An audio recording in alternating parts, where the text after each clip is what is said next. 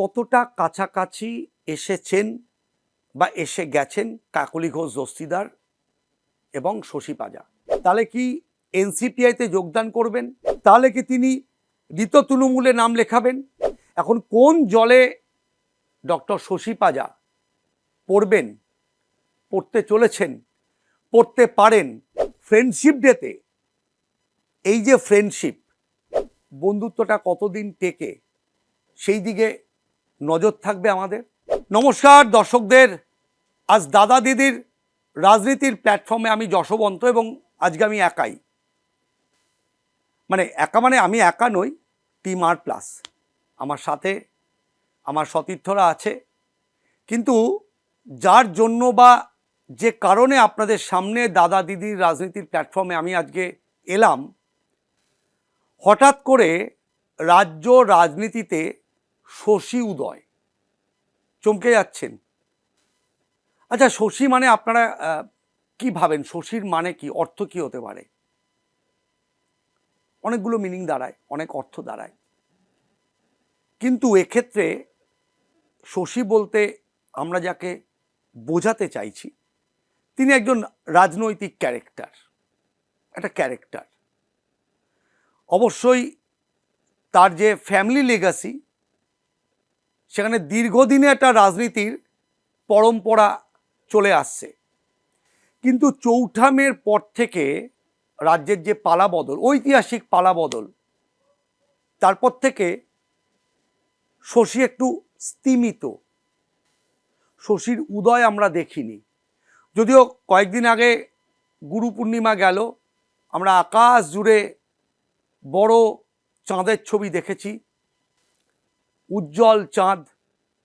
আমরা সবাই চাঁদকে তো আমরা দেবতা বলেই মানি, কিন্তু শশী দেবী হঠাৎ করে উঠে পড়েছেন রাজনীতির চর্চায়।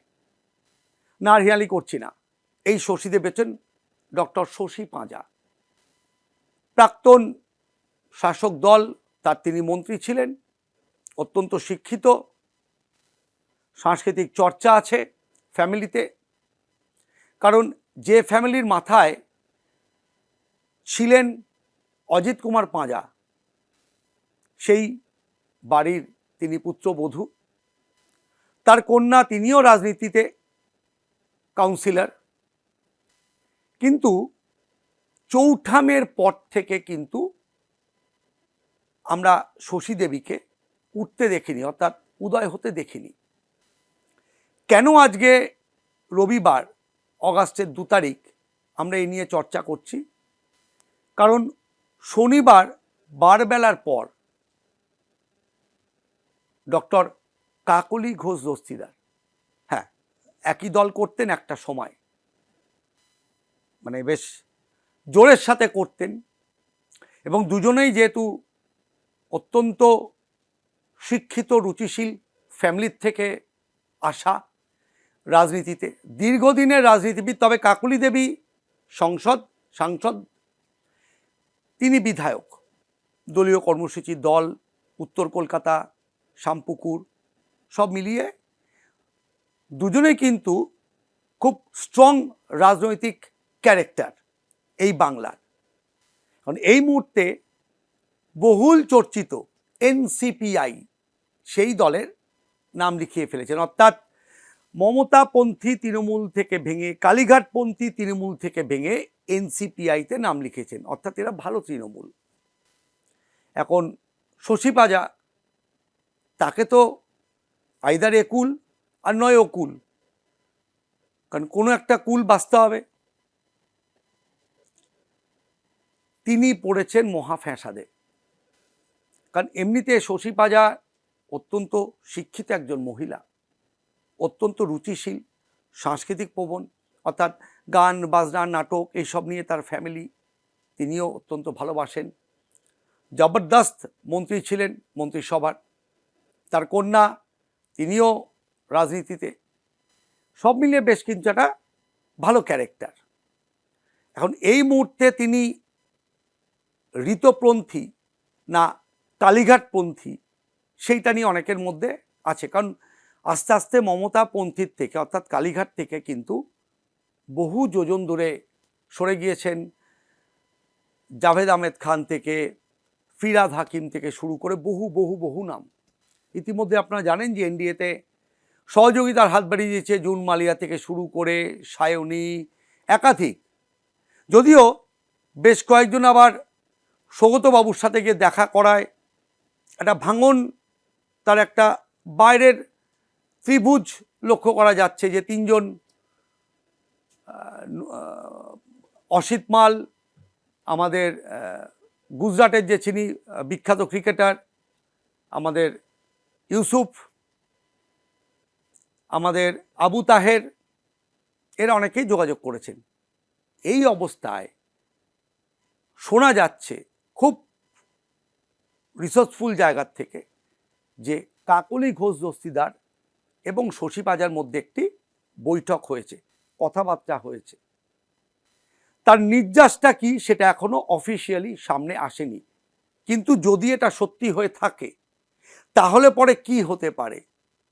তাহলে কি এনসিপিআইতে যোগদান করবেন, সেটা একটা প্রশ্ন। তাহলে কি তিনি ঋত তৃণমূলে নাম লেখাবেন? তাহলে কালীঘাট তৃণমূল আরও অনেকটা ক্ষয়িষ্ণু হবে, অনেকটা বড় ক্ষয়। কারণ শশী পাজার একটা গ্রুপ আছে উত্তর কলকাতায়, একটা প্রভাব আছে, সেটা ভেঙে যাওয়া।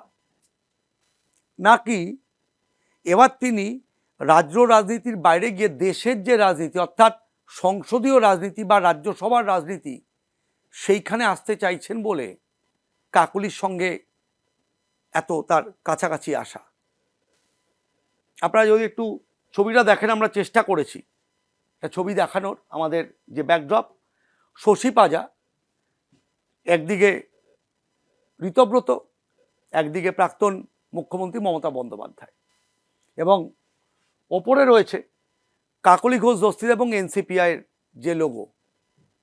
এই ছবির মাধ্যমে যেটা আমরা বোঝাতে চাইছি বা যতটুকু খবর আমরা পেয়েছি,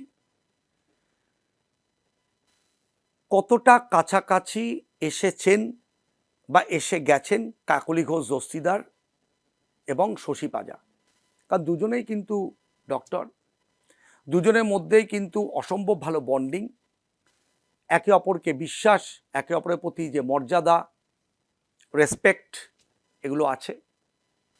এই মুহূর্তে শশী পাজার প্রাসঙ্গিকতা সেটা কতটা এনসিপিআর কাছে, সেটা কতটা ঋত তৃণমূলের কাছে, সেটা কতটা কালীঘাটপন্থী অর্থাৎ মমতা তৃণমূলের কাছে। এখন যদিও প্রকাশ্যে অনেকেই বলছেন অভিষেকের জন্য এই অবস্থা, অনুব্রত থেকে মদন, ববি হাকিম থেকে জানাব, এরা প্রত্যেকে মুখ খুলছেন একের পর এক, কিন্তু সেইভাবে শশী পাজাকে কিন্তু আর প্লাস বা আমাদের দাদা দিদির রাজনীতির এই যে মঞ্চ, আমরা কিন্তু সেইভাবে তাকে মুখ খুলতে দেখিনি, কোনো বিষোদ্গার করতে দেখিনি। কিন্তু মনে মনে তো নিঃসন্দেহে কিছু তিনি ভেবে নিয়েছেন বলেই কিন্তু কাকলির সঙ্গে তার এই বৈঠক, তার এই আলাপ আলোচনা, তার এই কথাবার্তা শুরু। তাহলে কি কোথাও বরফ গলছে? অর্থাৎ বরফ গললে কিন্তু হিমবাহ কিন্তু জলে পড়ে। এখন কোন জলে ডক্টর শশী পাজা পড়বেন, পড়তে চলেছেন, পড়তে পারেন, সময় তো এটা ঠিক করবে। কারণ সময় সব থেকে বড় জিনিস, যে সব কিছুকে ঠিক করায়, আবার বিভেদও ঘটায়, আবার জোড়াও লাগায়। কিন্তু কান পাতলে যেটা শোনা যাচ্ছে তাতে কিন্তু তিনি কালীঘাট তৃণমূলের থেকে দূরত্বটা বেশ কিছুটা বাড়িয়ে নিয়েছেন। যদিও খুব অল্প সময়ের সাক্ষাৎ, খুব বেশিক্ষণ দীর্ঘতর নয় এই বৈঠক, কিন্তু ফলপ্রসূ বলে দাবি করছে এনসিপিআই শিবির। যে কাকলির সঙ্গে শশীর এই যে বৈঠক, তাতে অনেকটা কাছে আসা, অনেকটা মত বিনিময় করা এবং কিছু দাবি দেওয়া, কিছু চাওয়া পাওয়া, সেটার আর্জি জানিয়ে রাখা। কারণ দেখুন, জীবনে বড় হতে সবাই চায়, আমিও চাই। আমরা যে টিম আর প্লাস, আমরা প্রত্যেক দিন বড় হচ্ছে, আমরাও চাই।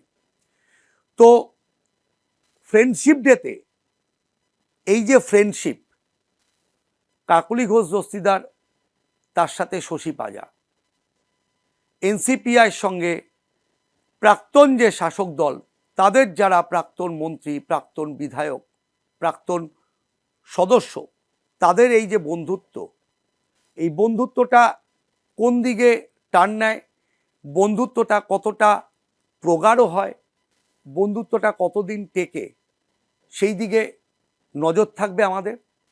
আর আপনারা যারা দর্শক, আপনাদের নজর থাকবে দাদা দিদির রাজনীতির দিকে, আর প্লাসের দিকে। আজকে এটুকুই বলার ছিল। আবার পরবর্তী এপিসোডে আপনাদের সঙ্গে দেখা হবে অন্য কোনো বিষয়বস্তু নিয়ে। ভালো থাকবেন, নমস্কার।